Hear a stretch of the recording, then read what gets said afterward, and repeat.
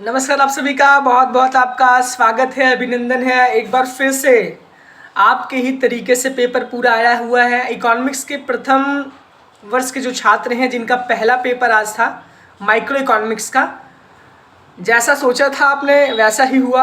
आप लोग भी मनाते हैं जब पेपर देने जाते हैं तो मनाते हैं कि जो सवाल बताया गया उसी सवाल में से पूरा आ जाए। आप ज़्यादा तो मैं परेशान रहता हूँ, मैं भी मनाता रहता हूँ कि वही सवाल आ जाए। मैं लगा जैसे 9:30 बजते हैं वैसे तुरंत जो है किसी न किसी के पास मैसेज या कॉल करके मैं पूछने लगता हूँ, या कोई मेरे पास खुद ही उस पेपर को भेज देता है। उस टाइम मैं कोचिंग में रहता हूँ तो इस वजह से थोड़ा सुकून मिलता है। लेकिन आज का जो पेपर था मुझे भी उम्मीद नहीं थी कि इतना सारा चीज़ें मैच कर जाएंगी, इतना उम्मीद तो कभी नहीं रहती।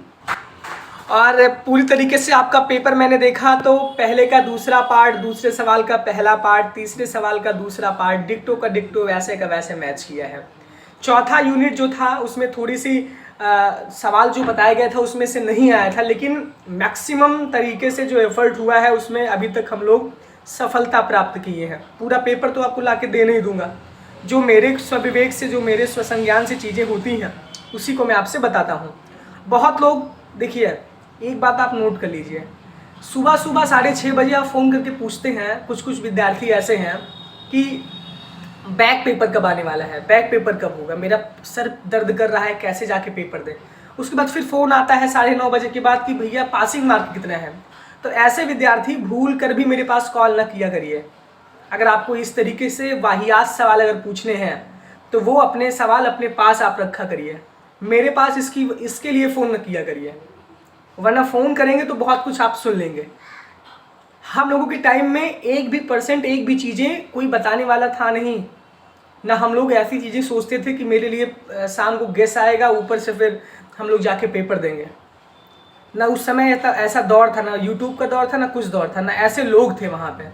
बट इतना अगर मैक्सिमम एफर्ट यहाँ से किया जा रहा है तो कम से कम एक शर्म होनी चाहिए, एक लिमिट होनी चाहिए कि उसके बाद के ही सवाल पूछें। आप ये नहीं पूछ सकते कि हम कैसे टॉप करें, आप ये नहीं पूछ सकते कि हम कैसे जो है अच्छा नंबर लेकर आएँ, हमको यहाँ दिक्कत हो रही है। आप बैक पेपर और फेल होने की बात पूछ रहे हैं हमसे। तो ऐसे वाहियात लोग मुझसे बहुत दूर रहा करें और बिल्कुल फ़ोन कॉल्स ना किया करें, और मेरे पास तो वैसे भी आप फ़ोन ना किया करें। दूसरी बात यह है कि आप बहुत अच्छा, बहुत बेहतर कर रहे हैं और ऐसे ही बेहतर करते रहिए।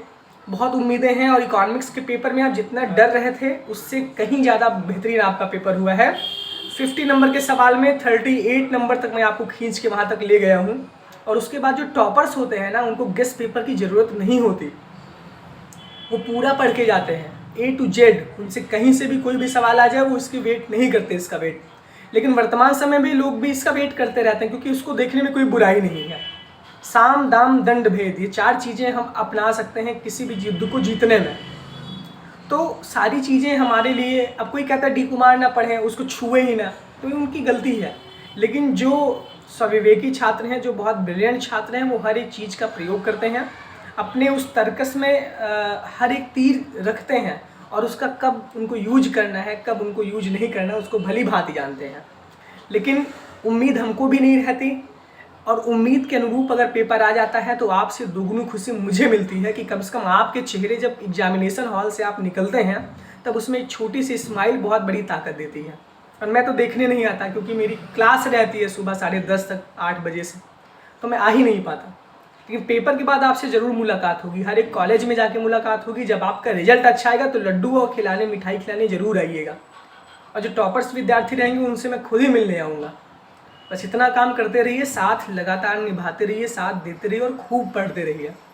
बिल्कुल कोताही मत करिए। सेकंड पेपर का जो इम्पोर्टेंट सवाल है मैं आपको अभी जितनी जल्दी हो सकता है उतनी जल्दी प्रोवाइड करवा दूंगा आपको।